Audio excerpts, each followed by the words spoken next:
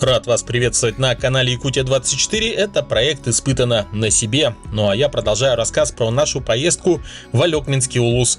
В конце сентября мы выдвинулись в достаточно продолжительный путь. С Якутска на машинах добрались до Синска, правда не без приключений. У машины вылетела шаровая на выезде из оврага, но общими усилиями мы устранили поломку. Далее мы пересели на две лодки и, пройдя около 180 километров, добравшись до устья реки Туолба и сменив редукторы на водометы, мы поднялись еще на 140 километров по красивой таежной реке. Невероятные виды, окрашенные осенними заморозками, свежий пронзительный воздух сопровождали нас весь путь, и даже дождь не был в силах испортить впечатление. С лодкой произошла тоже небольшая неполадка, но с использованием смекалки недостающая запчасть была заменена и показала свою работоспособность. Ну а если быть точнее, то фигурную стопорную шайбу водомета, которая сломалась, мы заменили обычной шайбой, но большего диаметра, завальцевав одну часть шайбы на остатки стопорной, а другую часть на саму гайку. Эта самодельная шайба прошла еще 400 километров и довезла нас до точки назначения.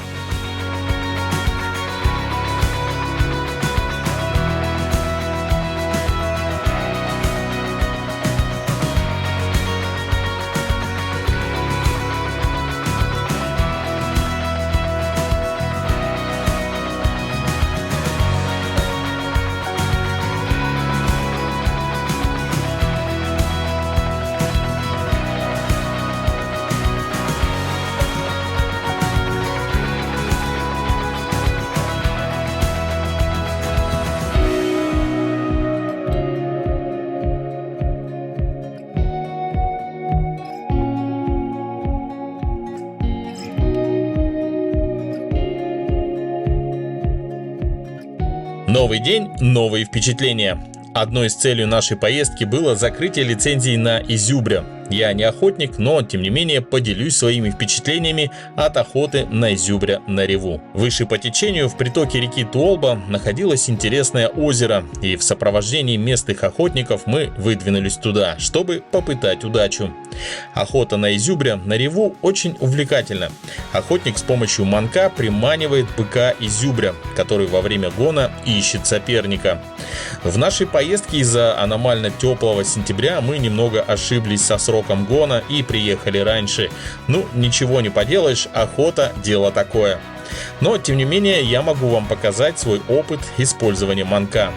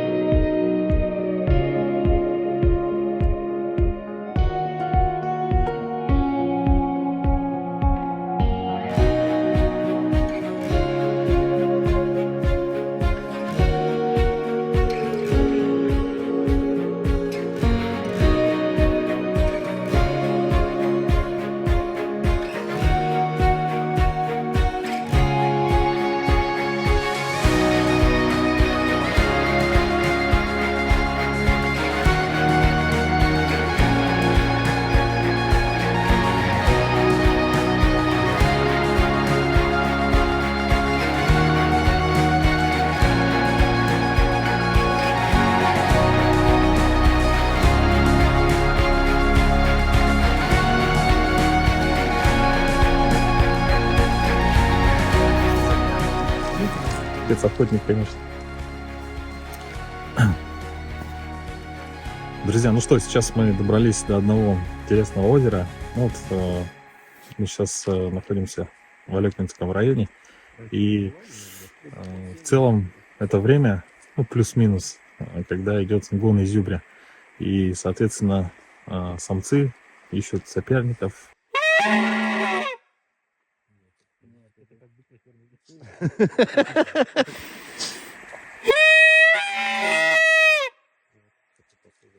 Более-менее, да?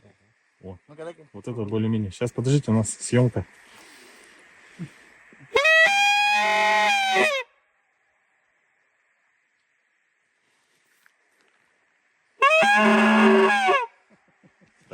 это сфальшивые сейчас. Ну-ка.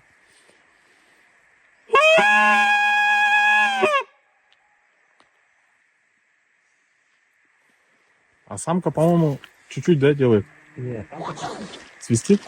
Не так? Так это ля бемоль.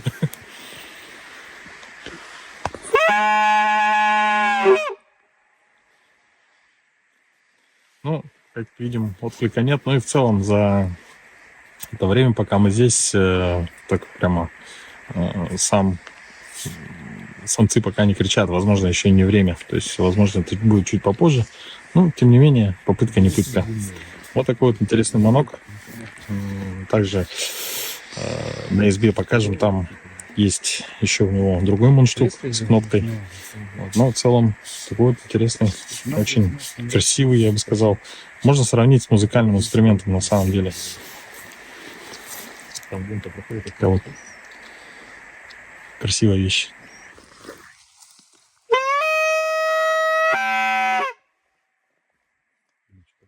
Сильно, да?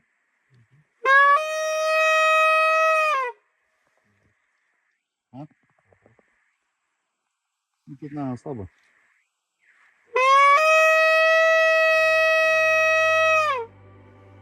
Помимо охоты, нам было очень интересно посетить закрытую скважину, где в 1937 году впервые на планете нашли кембрийскую нефть. На минуточку, это слои породы возрастом более 500 миллионов лет, и до открытия кембрийской нефти на Туолбе ученые вообще отрицали само существование такой возможности. По дороге на избу я приметил пару мест, где могла находиться скважина, опираясь на кадры из документального фильма, снятого РГО и Северо-Восточным федеральным университетом. Нам посчастливилось познакомиться с Николаем, который и возил тогда съемочную группу. Именно он подсказал, где находилась скважина, и наша цель стала еще ближе и осуществимее.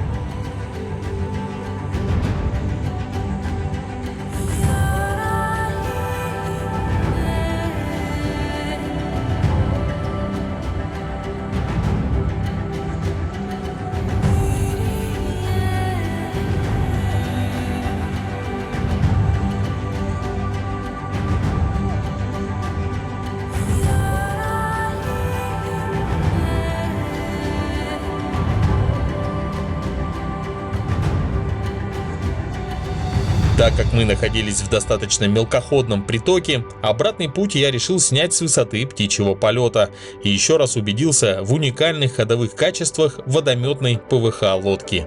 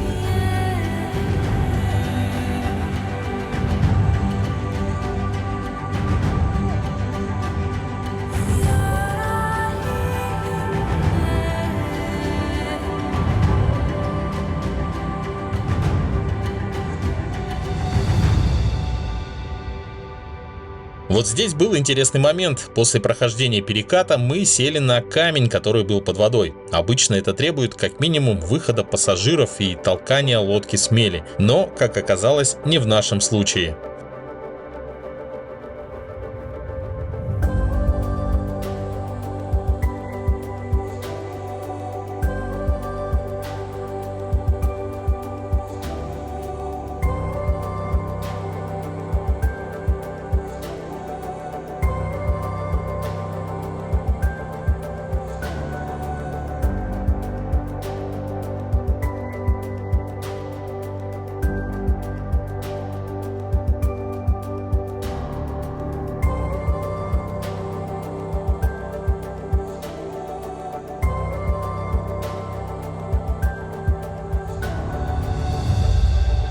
Водометчикам интересна будет практика использования рулевого редуктора в связке с электроусилителем.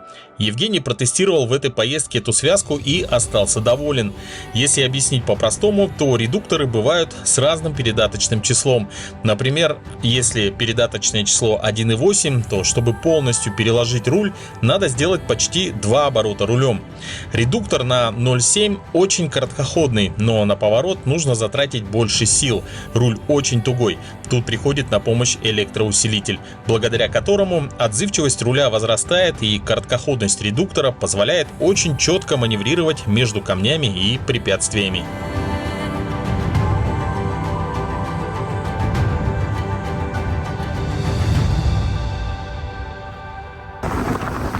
Ребята, я официально заявляю, электроруль — это сила. Просто классная тема. Управляется просто очень легко. Кнопочку включил и все, и делает. Просто мы там такой час слышим.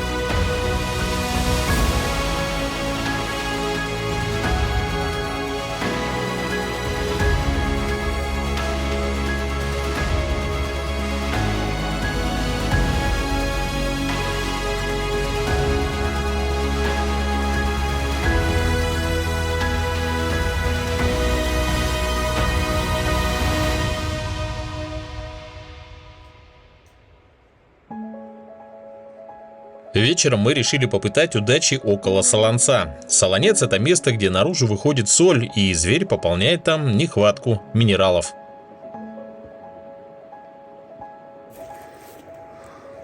Видишь, это как? Это что они вылизывают. Солонец. Видишь? Тут свежих следов нету, старые. Старый приходил, вот они, мелкие. Вот, а здесь лабус. Засидка, да? Ну, с той стороны зайди.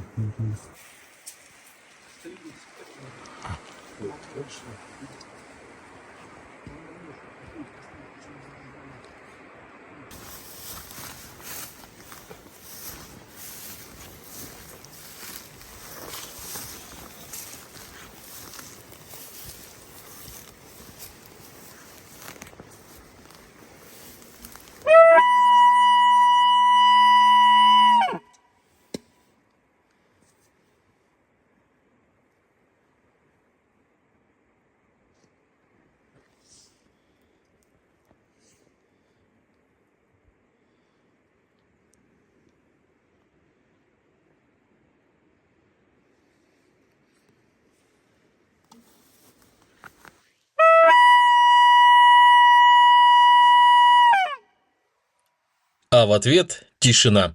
Как я уже говорил, время гона наступило чуть позже, уже после того, как мы уехали. В сети же я нашел пару примеров, как ревут самцы во время гона, так что если вдруг вы окажетесь в лесу в это время, не пугайтесь. А испугаться можно легко, когда такие звуки в лесу издаются со всех сторон.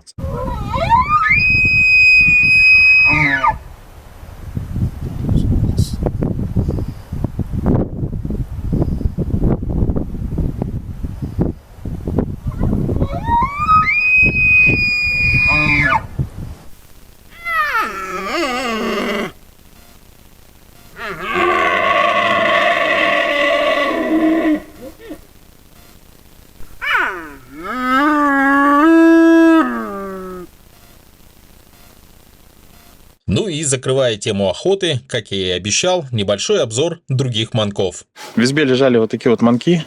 Обычная вот такая труба. И вот такая гофра. Сюда ставится сам манок. И издается звук. Сейчас попробую, но вряд ли получится что-нибудь. Так.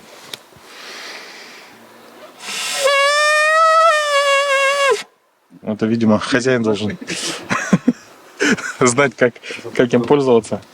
Вот такая вот интересная конструкция. Что там за бульдог? И вот еще один. Это Сашин. Сделан из бересты. Такая рабочая штука. Испытано на себе.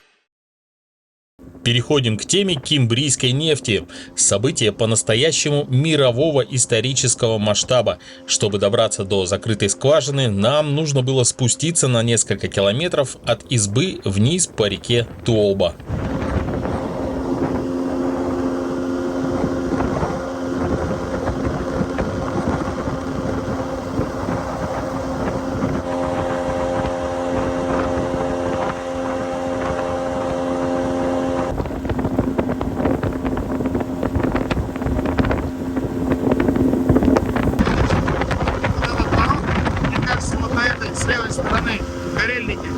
А, вот здесь наверху? Да. Вот видишь, это скалка. Давай здесь. Вот слева станем. Вот здесь слева? Слева. Вокруг него выходи, там не поднимемся. Здесь еще можно подняться, да?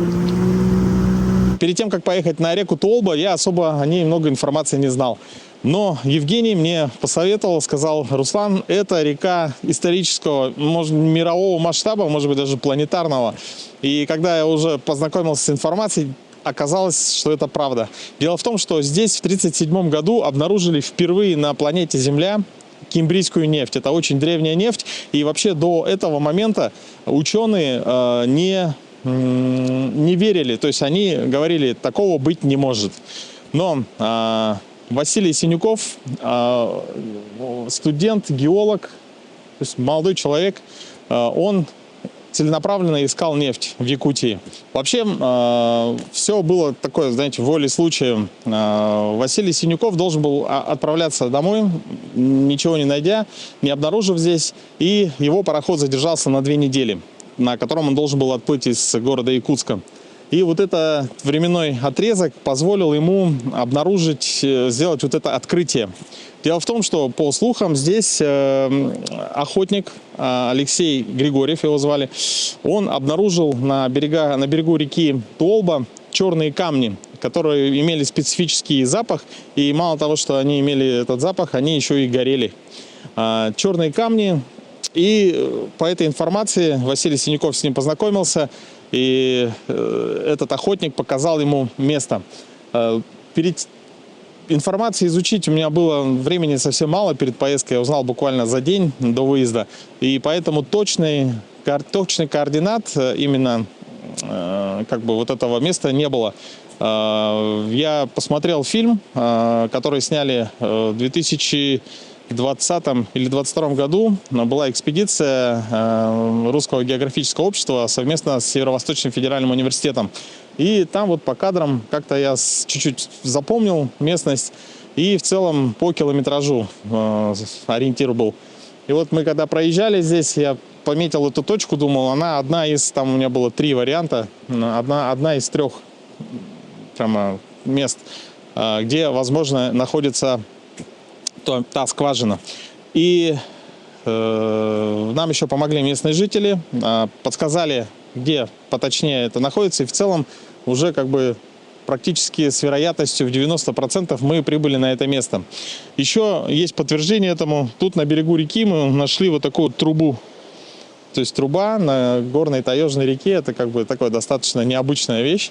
Вот, поэтому сейчас мы запустим дрон и посмотрим по берегу. По берегу я думаю, что мы где-то в правильной точке. Ну а затем посмотрим, познакомимся с этим местом поближе.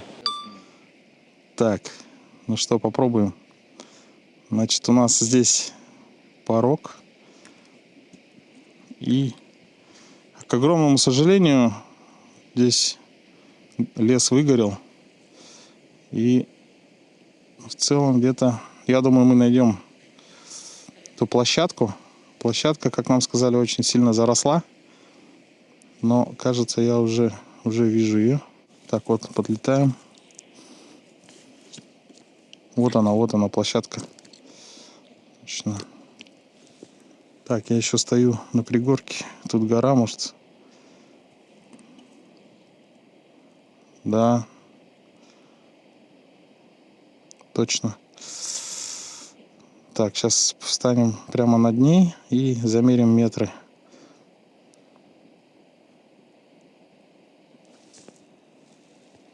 Отсюда недалеко, оказывается, 140 метров. Совсем близко. Друзья, ну это очень, на самом деле, волнительно, потому что, как сказать, мы сейчас видим прямо историю.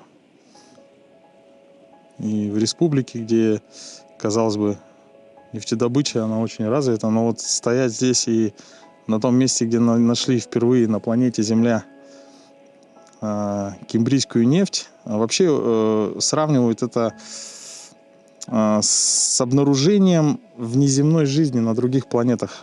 О, там еще что-то есть в лесу.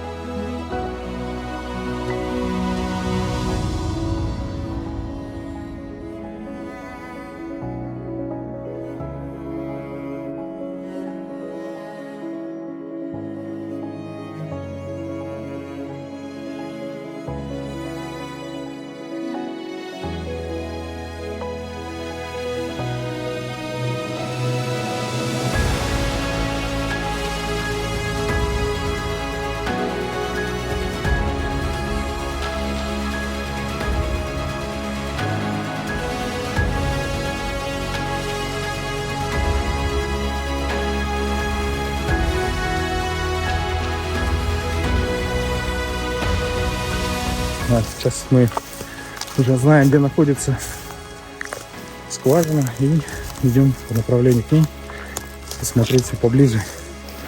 Лежат бочки. Ой.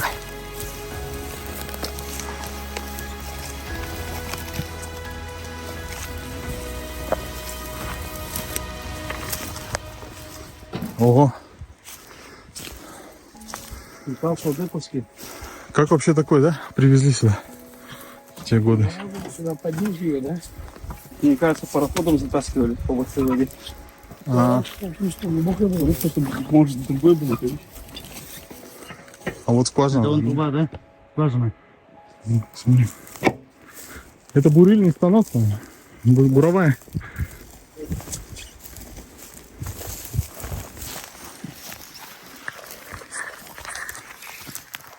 Вообще, конечно, сейчас мы там добрались сюда за 2 дня, за 3, если быть точнее, то представьте в те года, что стоило добраться, во-первых, сюда, вот это все обнаружить и еще и завести столько оборудования и найти еще достичь своей цели.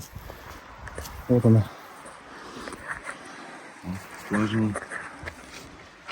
Запечатана. Ага. Вот такая вот. Можно прикоснуться к истории.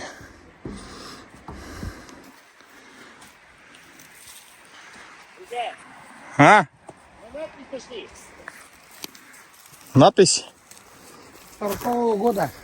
1940 года. Да.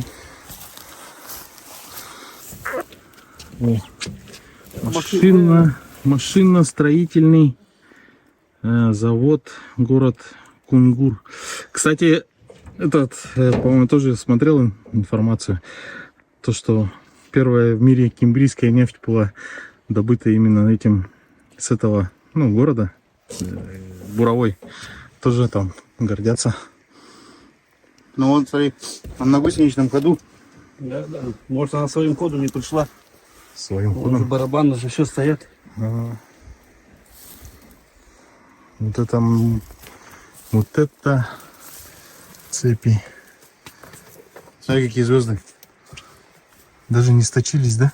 Ага. Качество. Это, Мне кажется, смазать и заработает. Это какой-то тормоз, да?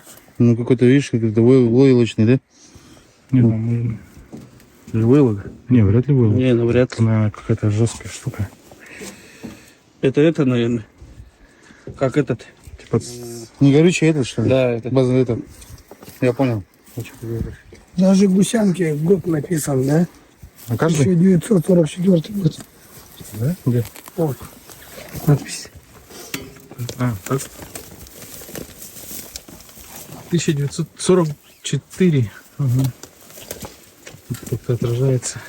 Так, там еще вдалеке что-то есть. Вот здесь. Пойдем сходим, вон тропинка есть. Это уже делали.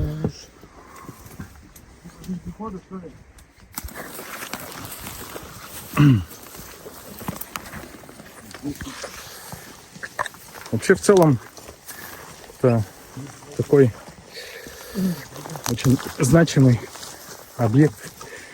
В целом его можно, наверное, я так думаю, сделать как один из вот мест для туризма, для посещения. Ого! Такая? Да. Ой. Ну, машиностроительный завод, город. Город Кунгур. 40-й год. Получается, в 37-м обнаружили, потом все уже завезли, да? Ну да. И разработали.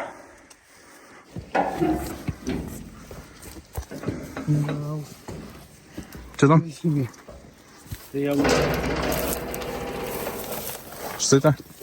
Клапана. Она. Нормально, ничего себе. Там на табличке что? Есть что-нибудь? Нет, просто крышка. Посмотрите с другой стороны, может, какие-то еще таблички есть. Не, одна же есть, вон там на раме. Это мы ее видели, да? Походу, да. Вот шланг вдолелся. Видимо. Это какие-то котлы. Это как котел, да? Нет, смотри, это явно насос. Вот она крутила, видишь? А, да, и вон, видишь, это... Да, это клетчатка насоса получается. Ага.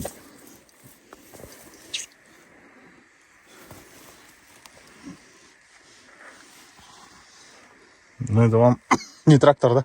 Это что-то... Главное еще колеса железные, да, впереди. Да. Ну, а где тут шиномонтаж-то далеко? Да, вот как-то тоже сложно представить, что здесь на глубине 300 метров есть нефть. Нефть древнейшая, кимбрийская. Бурит камни. Да. А, вот это что ли сама дробилка, что ли? Да, да, да. А, точно, вот этот наконечник, наверное, да? Ну,